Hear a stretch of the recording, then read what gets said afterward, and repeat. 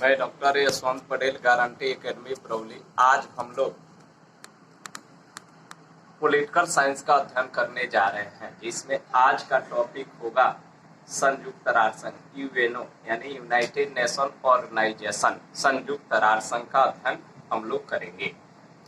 तो सबसे पहले जाने कि यूएनओ यानी यूनाइटेड नेशन ऑर्गेनाइजेशन यानी संयुक्त राष्ट्र संघ है क्या। तो इसके बारे में कह सकते हैं कि संयुक्त राष्ट्र संघ एक वैश्विक संस्था है। संयुक्त राष्ट्र संघ का गठन 24 अक्टूबर 1945 को हुआ था, इसलिए 24 अक्टूबर को संयुक्त राष्ट्र संघ दिवस मनाया जाता है। अब सवाल उठता है कि यह एक वैश्विक संस्था है यानी विश्व लेवल का संस्था है, तो इस संस्था का गठन का उद्देश्य क्या था, यानी इस संस्था को क्यों बनाया गया। तो इस संस्था का गठन का मुख्य उद्देश्य है विश्व में शांति सुरक्षा की स्थापना करना तथा तीसरे विश्व युद्ध को रोकना। आप जानते हैं कि अभी तक दो विश्व युद्ध हो चुका है। प्रथम विश्व युद्ध जो हुआ था, तो उसके बाद द्वितीय विश्व युद्ध न हो जाए, इस के लिए 1920 में राष्ट्र संघ का गठन किया गया था। यानी राष्ट्र संघ का गठन 1920 में हुआ था ताकि द्वितीय विश्व युद्ध न हो सके, लेकिन राष्ट्र संघ असफल हो गया क्योंकि 1939 में द्वितीय विश्व युद्ध फिर से शुरू हो गया। फिर 1939 से लेकर 45 तक द्वितीय विश्व युद्ध चला। बहुत अपार जन और धन की हानि हुई पूरे विश्व को। उसी दूसरे विश्व युद्ध में ही अमेरिका ने जापान के नागासाकी और हिरोशिमा पर 6 अगस्त और 9 अगस्त 1945 को अणुबम गिराया था।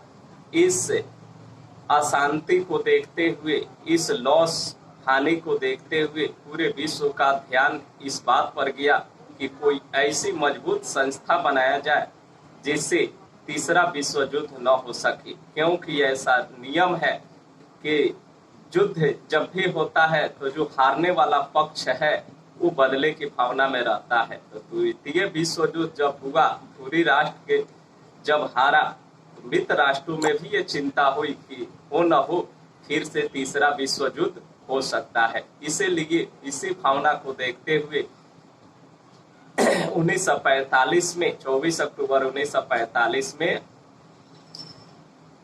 संयुक्त राष्ट्र संघ का गठन किया गया। यानी संयुक्त राष्ट्र संघ का गठन का उद्देश्य पूछे कि क्या उद्देश्य है, तो कहेंगे कि विश्व में शांति सुरक्षा की स्थापना करना तथा तीसरे विश्व युद्ध को रोकना संयुक्त राष्ट्र संघ का प्रमुख उद्देश्य है। अब रही बात, यहाँ से पूछता है संयुक्त राष्ट्र संघ दिवस कब मनाया जाता है, तो 24 अक्टूबर को संयुक्त राष्ट्र संघ दिवस मनाया जाता है। अब सवाल उठता है संयुक्त राष्ट्र संघ के कितने अंग है। तो संयुक्त राष्ट्र संघ के मुख्य रूप से 6 अंग है। 6 अंग में पहला अंग का नाम है महासभा। महासभा क्या है, तो महासभा संसद की तरह कार्य करता है, जिसमें किसी भी अंतर्राष्ट्रीय समस्या या मुद्दों पर विचार विमर्श किया जाता है। महासभा में सभी 193 देशों को एक वोट देने का अधिकार है। यानी महासभा एक संसद पार्लियामेंट की तरह कार्य करता है, और कोई भी अंतर्राष्ट्रीय समस्या होती है तो पहले महासभा में ही विचार विमर्श किया जाता है। इसमें 193 देश सदस्य के रूप में वो होते हैं, और कोई भी मुद्दा पर विचार विमर्श करने के लिए, सहमति प्राप्त करने के लिए 193 देशों को एक वोट देने का अधिकार महासभा में है। फिर नेक्स्ट है सुरक्षा परिषद। तो जैसे नाम से ही स्पष्ट है, सुरक्षा परिषद यानी सुरक्षा परिषद का मुख्य कार्य है विश्व में शांति और सुरक्षा की स्थापना करना। यानी विश्व में शांति और सुरक्षा की जवाबदेही, जिम्मेवारी सुरक्षा परिषद के जिम्मे रखा गया है। तो सुरक्षा परिषद में कौन कौन देश है, तो सुरक्षा परिषद में मुख्य रूप से 5 देश आते हैं। कौन कौन देश है, अमेरिका है, रूस है, ब्रिटेन है, फ्रांस है और चाइना है। इन 5 देशों को सुरक्षा परिषद में रखा गया है और इनको वीटो पावर दिया गया है। यानी कि इनमें से वीटो पावर कहने का अर्थ है एक देश को भी अपने आप में सुपर शक्ति प्राप्त है। 4 देश किसी मुद्दा पर सहमति जताए और एक देश का सहमति प्राप्त न हो, उस परिस्थिति में उसे ओके नहीं माना जाएगा। यानी कि 4 देश से नहीं बल्कि 5 देश का सहमति होना अनिवार्य है। तो सुरक्षा परिषद में कुल 15 देश, यहाँ से ऑब्जेक्टिव सवाल पूछता है, सुरक्षा परिषद में कुल 15 देश सदस्य के रूप में होते हैं, जिसमें से 5 देशों को अस्थायी सदस्यता प्राप्त है, यानी जिन्हें वीटो पावर प्राप्त है, जिसका नाम अभी हमने बताया है। अमेरिका है, रूस है, ब्रिटेन है, फ्रांस है, चाइना है। जबकि 10 अस्थायी देश है। 10 अस्थायी देशों को प्रत्येक 2-2 वर्ष पर अस्थायी देशों को 2-2 वर्ष के लिए चुनाव किया जाता है। 2 वर्ष के बाद ये पुनः फिर से चुनाव होता है। यानी अस्थायी देशों का कार्यकाल 2 वर्ष के लिए होता है, जिसमें से 10 देश शामिल है। उसके बाद आता है आपका आर्थिक और सामाजिक परिषद। तो इसके बारे में बताया गया कि यह विभिन्न देशों के बीच आर्थिक एवं सामाजिक क्षेत्रों में सहयोग करती है। इसमें कुल सदस्य संख्या 54 है। यानी कि आर्थिक और सामाजिक परिषद का मुख्य कार्य है कि किसी भी अंतर्राष्ट्रीय स्तर पर आर्थिक या सामाजिक समस्या है उसमें सहयोग करती है। और आर्थिक और सामाजिक परिषद में शामिल देशों की कुल संख्या 54 यानी 54 है। उसके बाद चौथा अंग आता है इसका न्यास परिषद। तो न्यास परिषद है, इसका मुख्य कार्य है गुलाम देशों को आजाद कराना। जिस समय ये बना था संयुक्त राष्ट्र संघ, तो इसका मुख्य कार्य था न्यास परिषद का कि गुलाम देशों को आजाद कराना, क्योंकि उस समय बहुत सारे देश गुलाम थे। लेकिन आज कोई देश गुलाम नहीं है। यानी कि न्यास परिषद को सफल माना जाता है। न्यास परिषद अपने दायित्व को पूरा किया और आज दुनिया का कोई भी देश गुलाम नहीं है, इसलिए न्यास परिषद आज सफल संस्था माना जाता है। उसके बाद अंतर्राष्ट्रीय न्यायालय, 5वां अंग आता है अंतर्राष्ट्रीय न्यायालय। यह विभिन्न देशों के बीच विवादों का न्यायिक समाधान प्रस्तुत करता है। यानी किसी भी देश के बीच कोई समस्या है, कोई मुद्दा है, तो उसका न्यायिक समाधान ये अंतर्राष्ट्रीय न्यायालय प्रस्तुत करता है। जैसे भारत और पाकिस्तान का जो मामला था तो 1948 से अंतर्राष्ट्रीय न्यायालय में लंबित है। इसमें कुल 15 देश शामिल है। यानी कि अंतर्राष्ट्रीय न्यायालय में कुल 15 देश अंतर्राष्ट्रीय न्यायालय में कुल 15 जज होते हैं। यानी यहाँ से पूछता है कि अंतर्राष्ट्रीय न्यायालय में जजों की संख्या कितनी होती है, तो अंतर्राष्ट्रीय न्यायालय में जजों की कुल संख्या 15 होती है। उसके बाद सचिवालय आता है, इसका छठा अंग सचिवालय है। संयुक्त राष्ट्र संघ का एक अपना सचिवालय है जो अमेरिका के न्यूयॉर्क में स्थित है। यानी सब पूछता है कि संयुक्त राष्ट्र संघ का सचिवालय कहाँ स्थित है, तो अमेरिका के न्यूयॉर्क में स्थित है। संयुक्त राष्ट्र संघ के महासचिव के प्रमुख प्रशासनिक अधिकारी होती है। यानी कि अंतर्राष्ट्रीय न्यायालय के सचिवालय का प्रमुख प्रशासनिक अधिकारी कौन होते हैं, तो इसके प्रमुख प्रशासनिक अधिकारी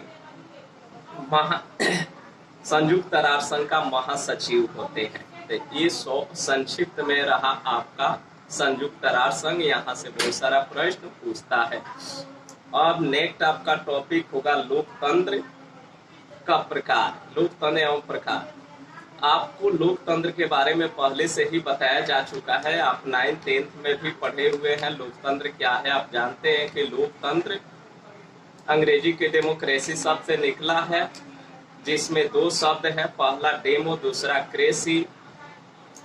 डेमो का अर्थ होता है लोगों, क्रेसी का अर्थ होता है शासन, अर्थात लोगों के शासन को ही लोकतंत्र कहा जाता है।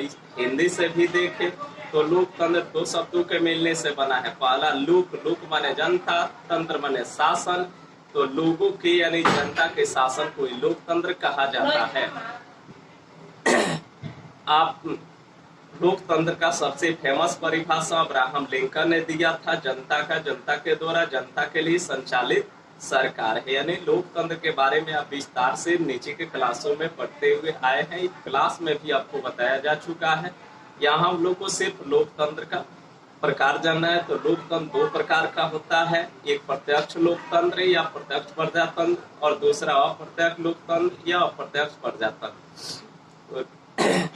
प्रत्यक्ष लोकतंत्र क्या है और अप्रत्यक्ष लोकतंत्र क्या है? तो पहले प्रत्यक्ष लोकतंत्र के बारे में बता रहे हैं। तो प्रत्यक्ष लोकतंत्र पहले प्रत्यक्ष लोकतंत्र के बारे में। प्रत्यक्ष लोकतंत्र क्या है? जब शासन का संचालन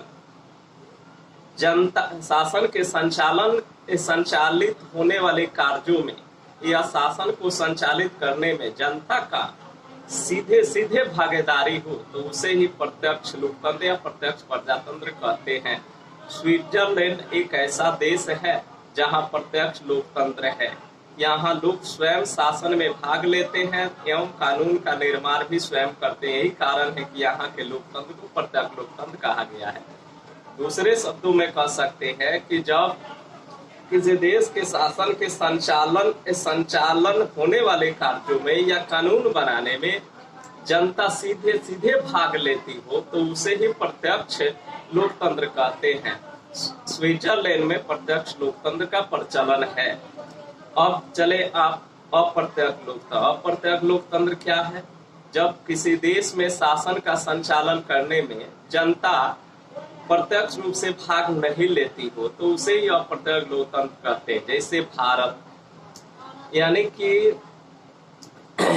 ये दूसरे शब्द में कह सकते हैं कि जब किसी देश के शासन में जनता स्वयं भाग न लेकर के अपने प्रतिनिधियों के माध्यम से शासन का संचालन करवाती हो उसे ही अप्रत्यक्ष लोकतंत्र कहते हैं। जैसे आप भारत में देखते हैं जनता कहीं भी शासन कार्य में भाग लेती है, जनता अपने प्रतिनिधि को चुनती है, प्रतिनिधि के माध्यम से शासन का संचालन किया जाता है। जैसे मान करके चले मुखिया का चुनाव होता है, जनता मुखिया को चुन देती है, मुखिया को अधिकार दे देती है कि आप शासन करिए। वैसे ही जनता विधायक को लीजिए, मुख्यमंत्री को लीजिए, राष्ट्रपति, प्रधानमंत्री, किसी को भी लीजिए, जनता अपने प्रतिनिधि को चुन लेती है, उसके माध्यम से शासन का संचालन होता है। तो इस प्रकार कह सकते हैं कि जब किसी देश के शासन का संचालन जनता के द्वारा न होकर जनता के द्वारा चुनी हुई प्रतिनिधियों के माध्यम से होता हो तो उसे ही अप्रत्यक्ष लोकतंत्र कहा जाता है। जैसे भारत। बस आज ही ना ही।